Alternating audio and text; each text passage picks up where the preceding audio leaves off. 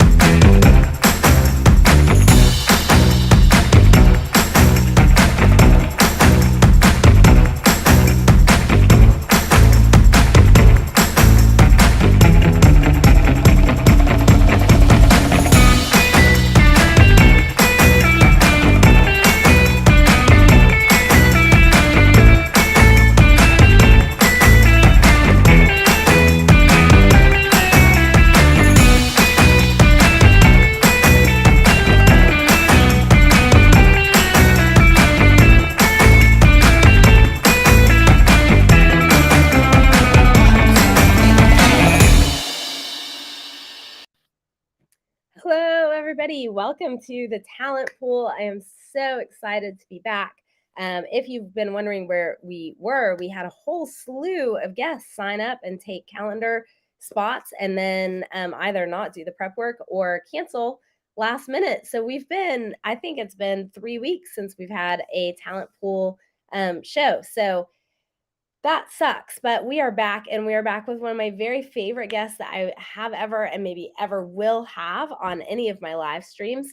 So I'm super excited to introduce you to Jingyao Ding. She was one of my students at the VCU Masters of Product Innovation course, and also concurrently was getting her PhD, and so talented, so amazing. So I'm going to bring her out. Jingyao, hello. Can you hear me okay? Oh, can you hear me, Jingyao?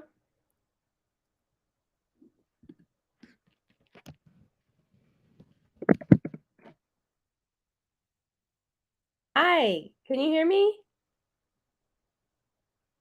Oh, I can't hear you. Are you muted, maybe? Huh. Okay, hang on. Hang on. Okay, try now.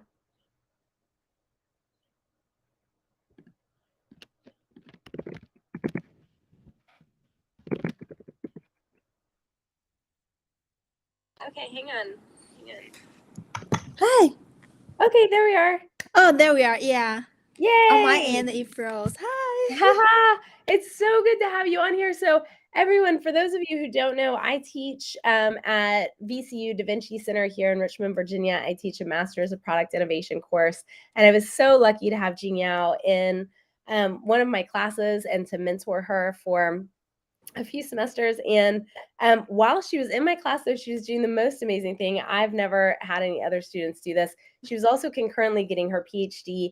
And I was so lucky to get to go watch her actually defend her thesis on Friday and be declared Dr. Ding. So Thank congratulations. you. I Welcome, definitely need more Dr. time to Ding. get familiar with this name. It's so exciting. So, y'all, if you are here with us, then pop into the comments and say a huge congratulations to Dr. Ding, because that is something that she's been working on for 6 years, while she is also, let me see if I can remember some of the stuff that you've done. So you achieved a graduation with your Master's of Product Innovation. You've also mentored students in the healthcare innovation side of things. You are on the one of the committees or the board with the VCU Shift Lab. Yeah, I'm the chair of the VCU Student Advisory Board. Which is amazing. And we were named last year, I think, like one of Fast Company's most kind of world-changing ideas. So like that's amazing. What else have you been doing for the last 6 years besides, just slaying across the academic spectrum? Yeah, I definitely spent my entire life so far in academic world, and my background is in biomedical engineering, and I did biomedical engineering for my undergrad as well. So for the last 6 years I've been doing my PhD in this field, and I'm majorly working on the orthopedic, dental, or spinal implants and trying to work on the novel technologies to introduce the different modification methods to change the implant surface to make it look like the actual bone, so the real bone will grow on top of it, so to provide the additional support for people who experience fractures. And I'm also targeting patients with type 2 diabetes and osteoporosis, so I was hoping my work can help them in the future. Yeah. And Amazing, because it's really hard for patients who have diabetes and some other diseases to like regrow that bone once they have it's much harder than for healthy individuals, right? yeah, for sure. And also for those patients with compromised disease, they have a higher risk of falling, higher risk of fracture. So they definitely, there's a huge market need for them to have a better implants because they definitely have different physiological than the healthy patients. Right. And so now when you're not at school though, you're also out adventuring all the time. So even just this weekend, you explored some of the like Richmond nature things and hiked, but you like to surf, you like to rock climb. What else do you do outside of being in the lab? Which, by the way, when Jingyao was in class with me, like she spent so much time in the lab. It was absolutely insane. I don't know that I saw you without a lab coat on for like the first time. That's so true. Like every time when I give you a live date, I always like I don't have any update. I've been in the lab forever. Yeah, but I definitely trying to change my life a little bit. So I was trying to grow a lot of hobbies like surfing and ski, snowboarding, and rock climbing is recently my favorite things to do outside of the lab.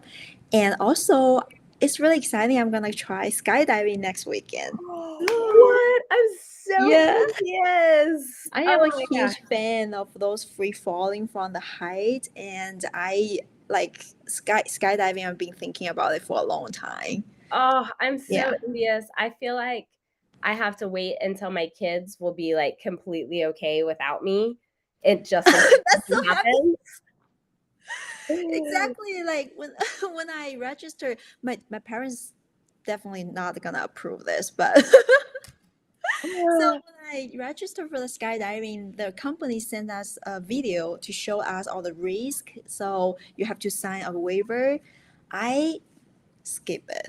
ah, ha, ha, ha. But I definitely watch the important part, like what things you need to be careful about, and I it definitely that's the thing make me excited. So Yeah. like bungee jumping and glider over the mountain is definitely on my bucket list too. Oh my gosh, I wanna Yeah. do so you have to do like, I can't remember how many jumps you have from, like, skydiving before you can do the squirrel suit, but I always tell my kids, like, if something happens to me and I get to, like, an age or a health stage where I'm like, "You know what? I'm gonna be wasting away," I'm gonna go jump off a mountain in a squirrel suit. Like, that's the way I wanna go. If I'm gonna go, that's the way I wanna go. Like, fine. Yeah, yeah, I knock the Um wood for you.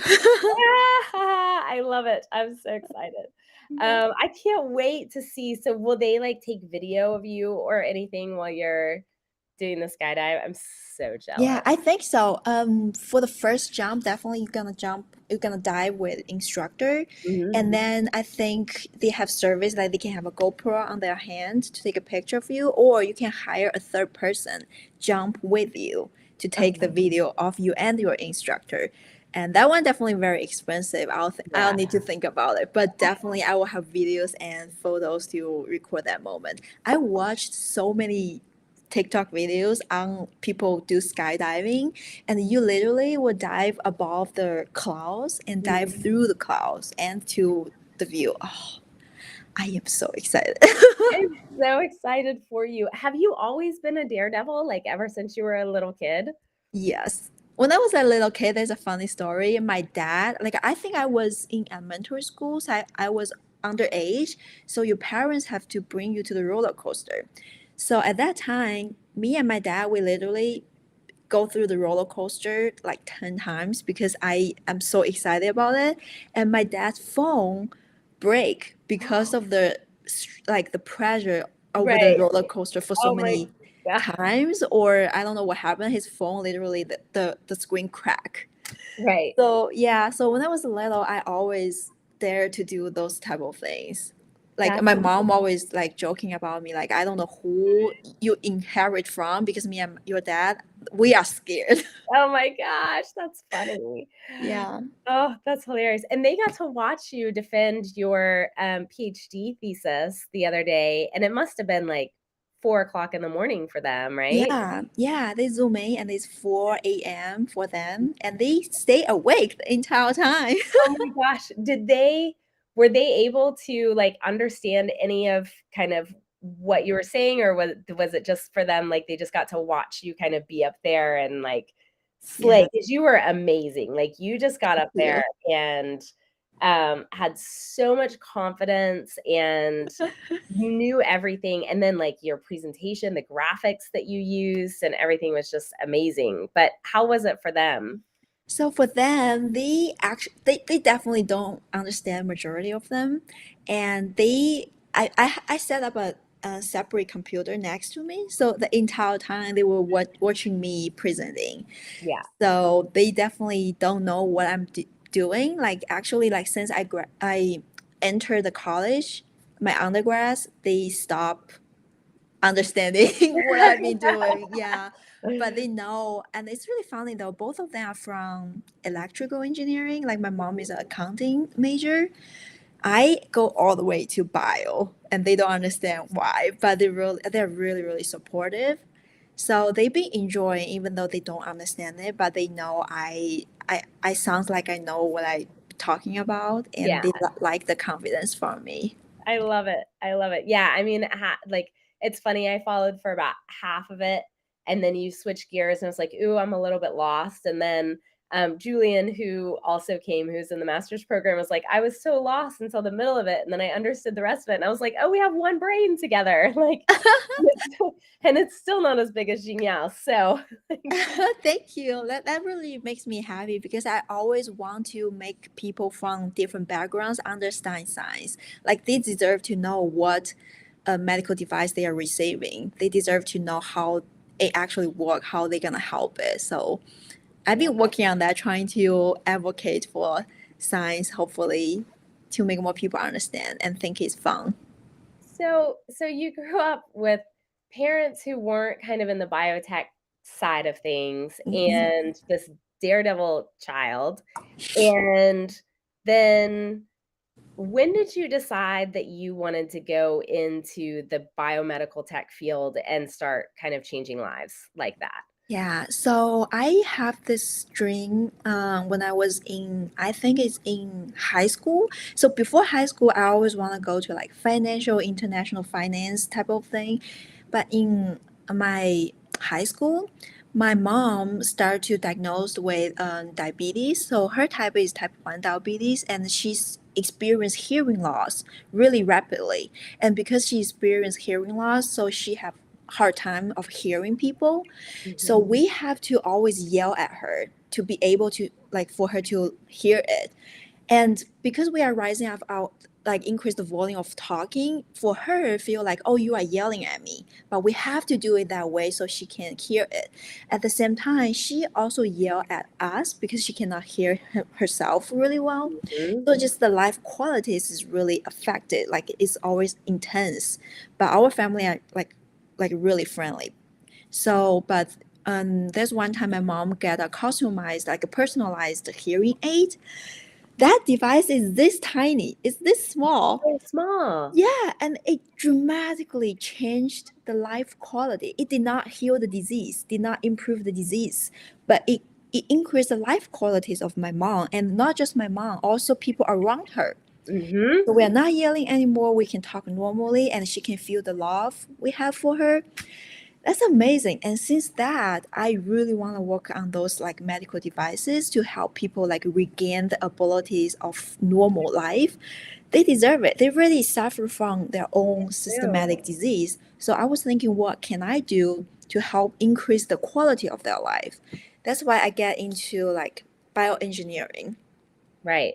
I Yeah. love that. One of my very, very dear friends, Sandy Leland, who might actually be watching on Facebook, she always watches.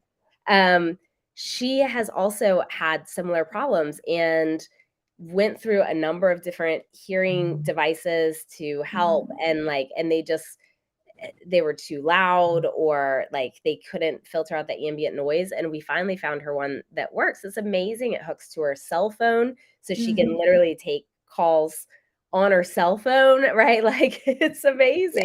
Yeah. And it has changed our ability to have, really deep, amazing conversations because she can be right there. And so I love that. That's for sure. And Uh, that's, yeah. okay, so you decided to do this, and um, you decided to pursue. Which did you decide first, your PhD or your master's? I decided my PhD first. Okay, all right. So So you, I had my biology and bioengineering degree from my undergrads, and then I directly went into my PhD program. oh, okay, all right. And so, how far were you into your PhD program before you decided that, like, there was something missing in what it was that you were doing, this dream that you were pursuing? Yeah, it's like the second, like later stage, I would say. So it's like my fourth year. I started to realize the missing link and start to feel like there must be some other skills I don't have right now to bring to do what I want to do, to bring the technologies actually from the lab to the people who actually need it. So when I was doing R&D in the lab, we get a chance to travel, to go to conferences and talk to different key opinion leaders, and then to see all those amazing technologies happening in the lab. But a lot of technologies only get published in the paper, Mhm. and that's the time I was realized, so what about the people who actually need them, and how long it actually take those technologies reach to them, and other than publications, what other things we can do to spin out the technology. So that's the time I feel like to seek out other opportunities to learn, to learn, to fill the gap between my knowledge, basically. Right. I love that. So it's not just creating them, but it's also figuring out how do you get them to people, because people don't know, right? Like, it's really, really hard to find those things and to learn about them if you don't have some sort of kind of medical background and understanding. And when you're in the middle of illness, it's also hard to just like focus outside of your daily survival, right? Yeah, for sure. So, and doctors are also inundated with all kinds of new stuff all the time. And how are they supposed to kind of remember what's out there? Yeah. So, Yeah, what to pick, something like that. right. So you started your master's program, and you finished that before you finished your PhD, Yes. which is just crazy. So now that you're done, you're doctorating, and you've got your master's in product innovation, and now you're ready to like go out and start changing the world. But you've been searching for kind of like what that first step is for a while. We've worked really hard on trying to build your network and those types of things. Where, like, dream job, what is your dream job now coming out of school? So that is like a really hard question. I've been thinking about it. Like before I was exposed to the master program, I was thinking about working on the in the R&D, but I feel like unfulfilled because I don't want to just working on the technology without knowing what outcomes I can bring to people. That's why I started a master program, which I really learned how to build or innovate a human-centered technology. So there are a lot of engineers, like we love building things, we love working on the technologies, but also it's important to know who we are serving to and use those user feedback as a tool to modify, to reiterate our ideas. And I think that is like really, really amazing. Like you are rooted in human needs. So for my ideal job right now, I'm still on my way of exploring it. And for now, I really want to work in a role that I can combine my scientific background and also the product development or product innovation knowledge to really fill the gap be a bridge between the R&D and the marketing or product department. So was trying to help because I have some experience interact with end users like surgeons or patients, and then to really know the importance of their feedback and synthesize insights to translate into a technical language to the engineers, and Right. then to help them know what they need to do technically based on what I learned from end user.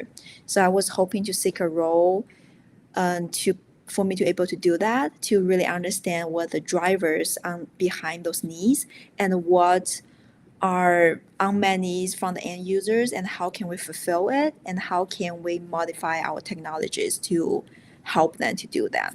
Love that. That's so Yeah, exciting. it's very generic, so I'm trying to narrow it down, but I really want to work in the medical device, biopharmaceutical, biotechnology field, Right. like to be able to do that. Now, would you be interested in working with a company who's kind of still startup stage, or do you think that you can make the most impact with a larger, more established company? Yeah, that's like one of the struggles I've been having because I know both routes that you can go wrong with either route. So for big companies, I will be able to learn how a established company operate because I think that's maybe the part I'm missing because I've been in the lab in the academic world. I don't really know how real big companies operate. You need to take into considerations how the regulatory department work, how the manufacturing work. So being able to be in a big company, you can learn from it. But for big companies, also one position is one role. You get training, but maybe for a specific role. But for startup or mid-sized companies, I really like the entrepreneurial environment. People just generate ideas and then think they are able to bring the ideas to the real world. And for the smaller companies, you'll be able to wear different hats to really do R&D and do the product development, and you will learn a lot of things. So really right now I I can't go wrong with either one. Yeah. Yeah. Yeah, which is I mean, it's such a cool perspective to have because it kind of doesn't matter which way you start, you'll be able to go in and start to make an impact. It will just be kind of a different impact depending on where you Yeah. are. Yeah. Um, so so next steps for you, like you're going to spend the next few weeks, months kind of figuring out where you're going. You and I are going to work on some fun things, so y'all stay tuned for that because that's we've got some pretty exciting things up our sleeves when I'm not dying of sickness over here. Um, what else? What are you going to be doing for the next couple of months? So for the next couple of months, I definitely need to wrap up my thesis. So I just defended last Friday, so it's really exciting. I need to still like finishing all the papers and wrap up my research to do a little bit work like for the 1 month or two, and then really looking for jobs. So I was looking for opportunities to connect with people in the actual company to hear if they have any suggestions for me to do what I want to do, and if I'm on the right route to narrow down like more specific actions I can take, and also thinking about I'm still lack of some experience in the financial part or the marketing part. So I was trying to see if I can learn some like classes or read some books about like modeling to help narrow down the applications to like one or two applications or help narrow down the ideas. So and then I think I'm gonna really take 1 or 2 weeks time off to travel. Nice. Yeah, I really want to go to Yellowstone and to Mhm. travel, and also now I have more time to actually read some books. So I as a reward for my thesis defense I bought a very expensive e-reader. So Okay. That's so awesome, then you can take all the books with you at the same yeah, time. yeah, I am obsessed with like technology, so I got like a e-ink tablet. So I was Okay. hoping to be able to read a lot of books I want to read before So, and then we'll go from there. Don't really have like giant plans. Yeah, no, I mean, listen, you've been doing giant things for the last 6 years, so Yeah. sometimes not doing giant things is a pretty exciting thing. So is it just you going to Yellowstone, or are you going with your partner, or Yeah, I think I'm gonna going with my friends and my boyfriend definitely gonna come with me, and I will start planning the trip next couple days, and that's then amazing. recruiting people. So much fun. By the way, did your boyfriend make those cupcakes at the party on Friday? Oh no, the cupcakes is Yeah. actually my best friend ordered them from like a small business and it's Yeah. local small business. It's really good, right? And it's I so have been pretty. dreaming about them ever since. Those and the little sandwiches that he made, like, oh my Oh, god, they were you so good. like the sandwiches too? Yeah, Yeah, they were he so good. anything else he made those like tiramisu, the sandwich, and the burger. Oh, he He made the tiramisu as well? yeah, the tiramisu is made by him. Is it good? He's so talented. Is that what he's doing? Like, is he pursuing a career in the culinary arts? No. Oh my God, I should tell him What? that. I should tell him that. And the funny thing is, he doesn't know anything about cooking before he met me. Because I'm a foodie, so he kind of start learn cooking after that because he know I love eating and he's Yeah. just talented. I cannot cook. He So is so talented. Like, I thought that's what he's doing. Y'all, you have not had food like this. I'm just so impressed, like, wow, he would be amazing. so happy because he put a lot of effort in the food and I told him it's okay, don't stress out. People come to hear me talk, not come Yeah. for your food. I And I mean, he's your talk was really interesting, but I might go back for the food. Like, yeah, if he made more, I definitely bring you. Like he made really good dessert too. oh my Tiramisu is one of my favorite. yeah, I love tiramisu, but I've gotta get the name of that cupcake place too because I've just been like, Yeah. I've been so sick all weekend, and my kids were like, "What do you wanna eat?" And I was like, "One of the cupcakes I had at Jingyao's party." Oh, I'll send you the link. Yeah, like even my committee members when we have the committee battles behind the scene, the Yeah. first question they ask me is, "Where did you get a cupcake?" And That's then amazing. yeah, I literally sent him the address, the name of it, and then my friend ordered from.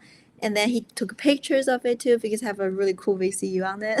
Yeah, yeah, that I did post one of the pictures to my Instagram that was so cool because it said Dr. Dang on it, but, Yeah. um, yeah, I do have to say it's so funny we were watching you after you finished and you were in there and they were asking questions and, like, first we looked and everybody's, like, laughing and talking and we're like, "Okay, they're just, like, talking." Then it got really serious and we're, like, all looking in the room, doing this, going, Oh, "What are they doing? What are they asking her?"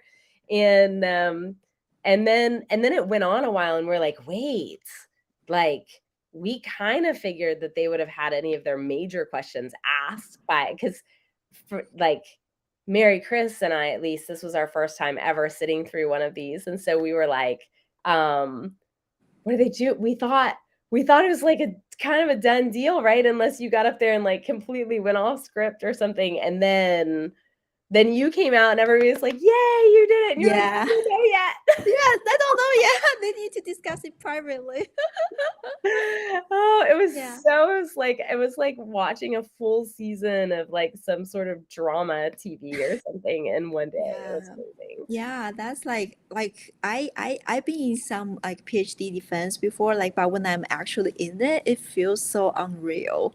Yeah. Especially like when your advisor is calling you doctor, that definitely means thousand word because I definitely joined the lab without knowing anything. I come from a completely background. I was doing virology before. I was dealing with virus before. Oh Now my I was doing yeah, now I was doing like biomaterials and other metal implants. I definitely learned from like scratch. And then at this point, when I look back, I'm like, wow, I definitely learned a lot yeah. Now how through did my you make journey. that switch, though? Like, that's a pretty big jump there? Yeah, that's a huge jump. So for me, I was doing 2 years undergrad in China. So it's like a 2+2 collaborative program. So in that major, I was bioengineering. So it's more engineering side. And then the second part is in Georgia State University. So I was doing pure basic science, pure biology. And then I'm into like immunology at that time because I want to know how the body react to the different foreign materials. But the lab I went in is immunology, but it's focusing on the virus, focus on the infection. So how that help your body to defend for yourself when you have an infection. So that's why, but I learned a lot about the immunology basic science part. And then, but at that time when I about to graduate, I still want to do biomedical device. So I still want to help people regain their life quality back. That's why I start to look for lab that actually do biomaterials, do different implant, different device that can help people regain their working ability. Or yeah, I was thinking about robotics too before. That's And cool. yeah, but I end up at VCU, and I'm really happy with the choice I made. I definitely learned so much. So let me ask you this because you have moved around a lot in pursuit of this. Would you want to stay in Richmond or do you want to move somewhere else and kind of explore that? Yeah, I definitely keep my options open. But I definitely want to switch environment. Like it's funny, Oh, hang on. I lost you. Are you still there? like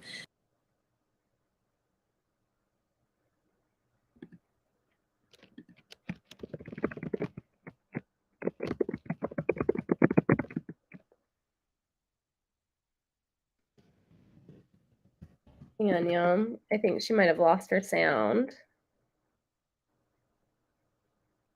Can't hear you.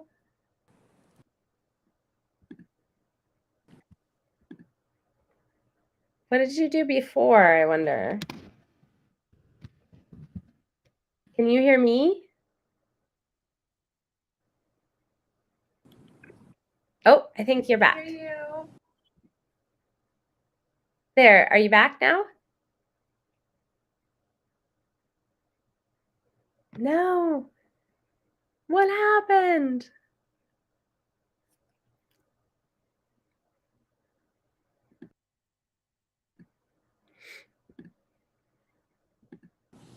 There you are. hello, Yeah, now we can hear you. hello. Yeah, can you hear us? No, you can't hear us. Oh, we can hear you. Here, I can hear you right now. Okay. Okay. Yes, we can hear you now. No, now you're gone.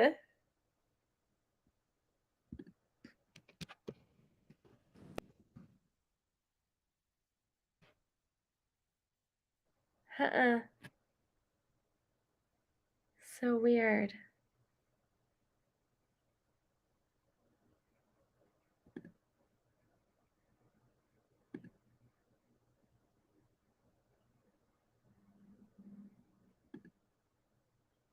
You can Huh. hear me. Okay, we heard you for a second.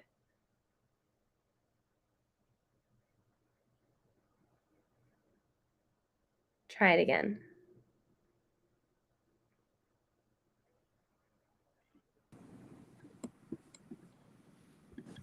Hi. Hi. Yay, that works. That's so smart. Yeah, I use my phone right now, so you can hear me. Yeah. Okay, sorry about that. I think it's my computer get froze up. That's okay. Okay, so you were saying you want to keep your options open. Yeah, There so you go. yeah, so like when I grow up, I always like changing environment a lot to explore like different cultures and different cities. So I definitely want to find opportunities outside of Richmond. And also, I know Richmond is maybe have less opportunities in terms of biopharmaceuticals or biomedical engineering. So I'm actually actively looking for opportunities at the DMV area, like the Maryland or DC areas, or the Boston or San Diego or like NC State. So, Okay. but I definitely don't have like preference. I have to go to this area. So I Right. definitely willing to move to. anywhere. That's amazing. I mean, that doesn't surprise me about you at all because you just figure things out and then do them, which is Yeah. amazing. So, all right. Well, we are coming to the end of our time. So here's what I want to tell you all. If you have not connected with Jingyao on LinkedIn, please do so. You can find her in my connections list or just Jingyao Ding, Dr. Ding, and connect. If you have connections within your network that are in the biomedical industry and would be willing to spend some time doing some mentorship and just kind of guidance, that would be absolutely amazing. I know that Jingyao would be appreciative. I would be forever in your debt. And I can't wait to see what happens next with you because you're just full of surprises. Thank you. Thanks for all your support during my journey. I really, really appreciate that. Oh, of course. You are like, I have been so lucky to be a part of it and to watch you just go out and be so successful. And I know great things are coming for you. And again, y'all, like, stay tuned because we have some fun stuff up our sleeves as well that is happening. So we're not exactly sure what it is yet, but we'll figure it out because We that, will brainstorming on it.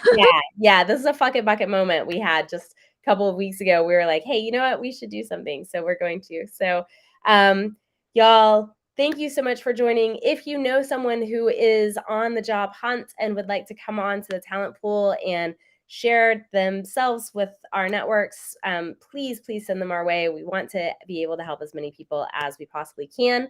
And we will see you next time. Thank you so much. And thanks, Jingyao. I'm so glad you came on. Thank you. I'm so proud of you. I'll see you. Okay, see ya. Bye.